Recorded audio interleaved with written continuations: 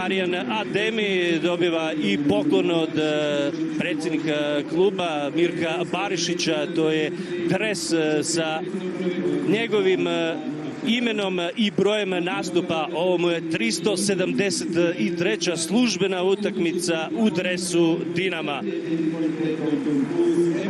Primit će Ademi i poklon od Vlatke Peras, jedan oproštaj na početku utakmice za kapetana Dinama, sigurno emotivni trenuci za njega u ovom trenutku, kako će biti na kraju, a evo ga i Bad Blue Boysi su napravili koreografiju za svog kapetana. Ova slika i poruka sve govore što Sjever misli o Arjanu Ademiju.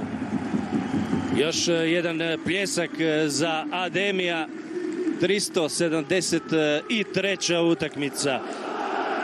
U Maksimiru u svakom slučaju što prije žele ostaviti iza sebe protekla 2 tjedna, jer u tom su periodu, kao što znate, osvojili tek jedan bod.